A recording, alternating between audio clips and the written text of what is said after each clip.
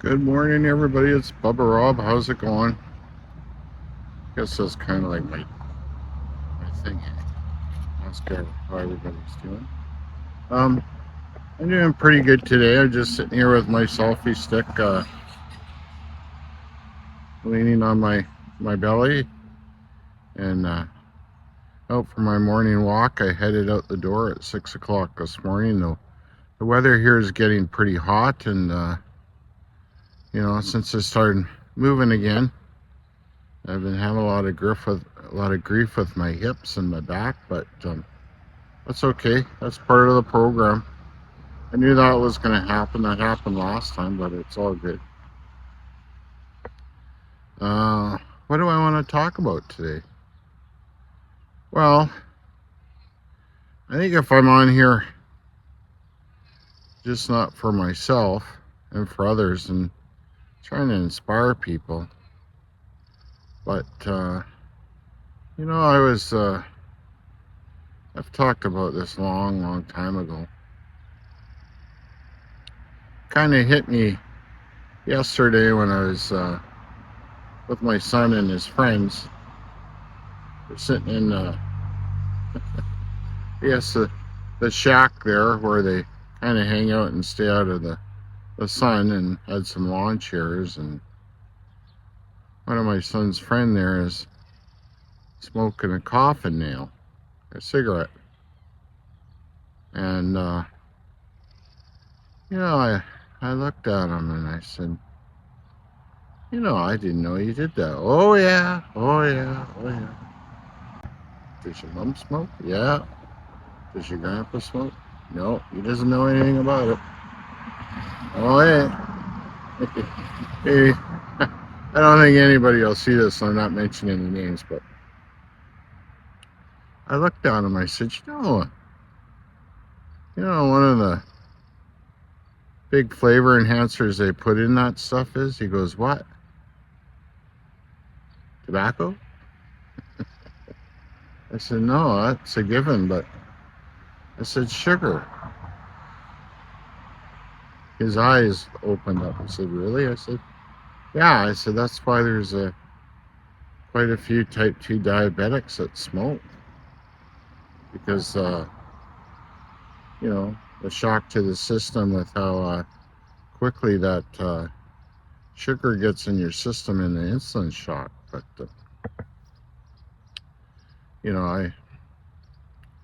I just find that kind of disturbing when people don't know that and they're doing that to their health. I mean, I'm not really one to talk, but I'm glad that's one bad habit I never had, was tobacco.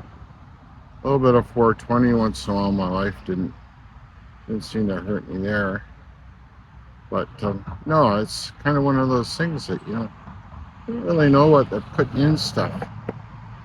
Whether it's cigarettes or your food or drinks or whatever. And what I've noticed is, with such an abundance of information out there,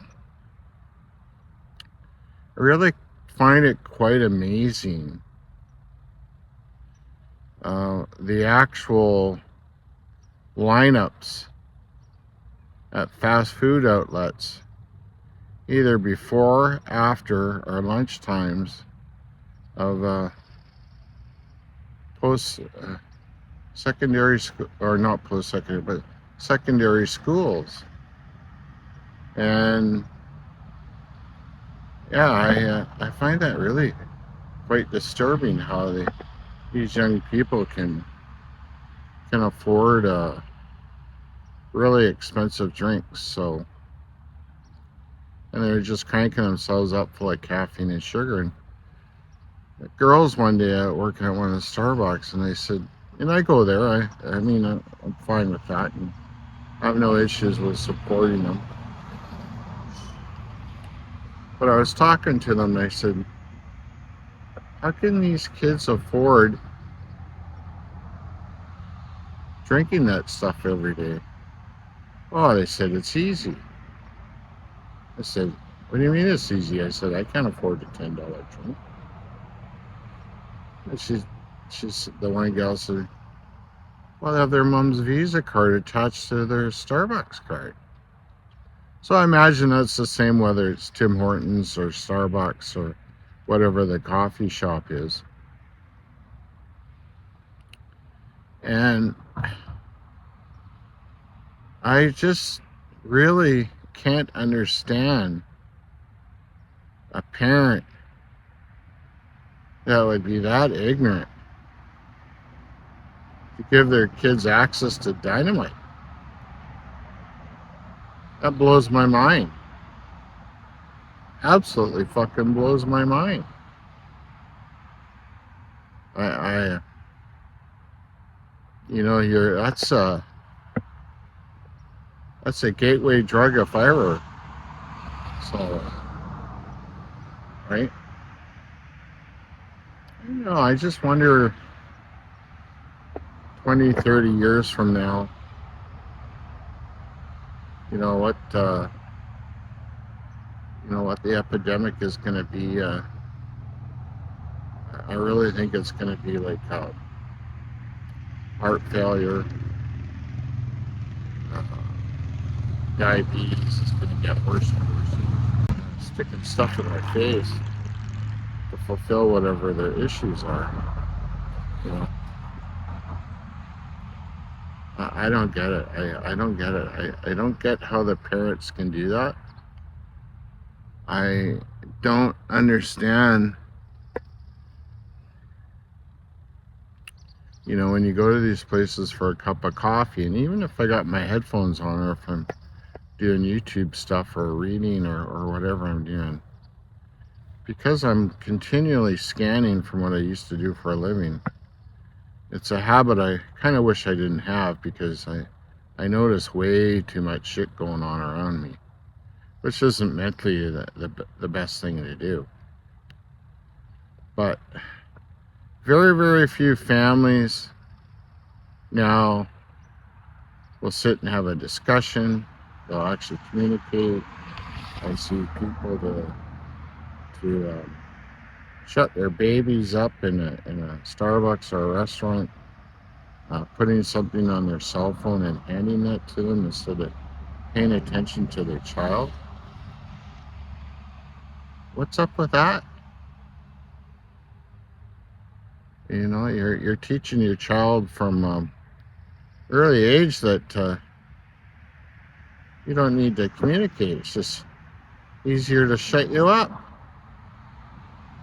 I wonder what would Dr. Gabor Mate say about that. I got a pretty good feeling it's okay. You know, people not communicating, and we're not nurturing the people or the younger people in our lives like they need to be, and we're certainly from an early age not giving them anything remotely close to the skill set to what they're going to need going on in life to be successful, right? Am I the one to talk? Well, maybe yes, maybe no. Considering what I went through in my life, I turned out not too bad in some ways maybe not so much. But if there's ever a problem, you know, my parents didn't depend on electronic gadgetry to you know, if they think they're helping them do their job, but actually what they're doing is bystepping the responsibility. That's not good. But why am I talking about that on my channel today and me getting my diet back in gear, doing like a carnivore ketovore thing to improve my life? Well, the important thing about that is the reflection is if we are strictly consumed too much about ourselves and taking the easiest way, we're not helping the next generation, especially the members in our family, to give a better skill set to survive and become better people. all we're doing is preparing one another to be great, more dependent on fulfilling our wants, not our needs, relying on, things that are immediate, not working through problems, not communicating. You're shoving something in your face, then it's like, okay, well, if sticking a donut in my face doesn't exist, well, I'm just going to go to the doctor and shove a pill in my face, and that's going to get rid of it. And I don't have to be responsible for my actions and my behavior. Okay? I'm going to tell a little story. Many, many years ago, I had a fellow that was working for me. And he started going nuts on the job because I used to work with people with mental health issues when I worked in corrections. I had a chat with him and he just went apeshit, so I had to let him go. But what I found out was that more than likely he was bipolar and he was on a downswing, which I find kind of sad. But about a week later or so, or whatever, I was doing a hauling job, and the fellow I was working for was a retired clinical psychiatrist, and he worked in the system in Ontario. We started talking about this story, and I was talking to him. I said, I was just wondering. I said, what's the difference between a psychopath and a sociopath? He says, Rob, he says, the difference is just another fucking asshole who doesn't take responsibility for what they do. Right? So I'm wondering if you're nurturing your child properly, and I'm not saying that all mental health issues are as a result of parenting, because that's absolutely not true, and I'm not a doctor. But I wonder how many of these disorders can either be helped or corrected by a change in pattern in therapy instead of the reliant on antidepressants and antipsychotics and with your diet. So that's kind of why a little story I'm tying to the beginning of it is these parents that are giving their kids full access to things that they shouldn't be having in their diet, creating them to be addicts and not socializing properly. Where is that going to go down the road? I don't think it's a good thing. If we thought things were bad now as far as the healthcare system and stuff, which it is, and I'm living proof of it, it's going to get a lot fucking worse. Pardon my language. That's just the truth of it. So all these problems that we're facing now personally with our health and how we argue with the system and meth addictions and homeless people and stuff like that, I really feel any answer for any of that, including my own situation right now, has to start within yourself and changing your patterns. Oh, don't trip this one. Yeah, it's the responsibility is solely upon you. And when taking that responsibility, if you've done something out there that you don't feel good about yourself, or if you offended somebody, take the first step and apologize. Okay? Take responsibility. Because there's nothing worse out there than looking over your shoulder and being a fucking deadbeat. That's kind of my rant for today. I hope, the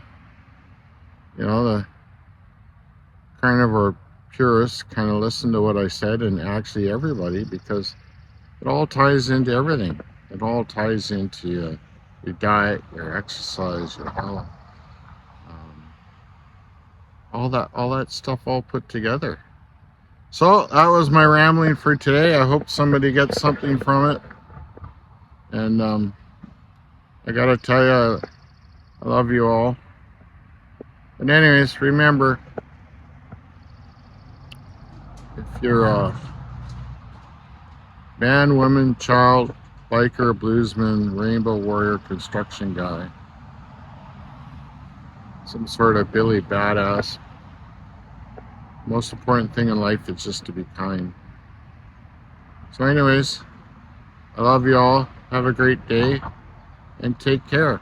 Oh yeah, please like, share, subscribe if you want to hear more of my ramblings. Okay, have a great day. Bye-bye.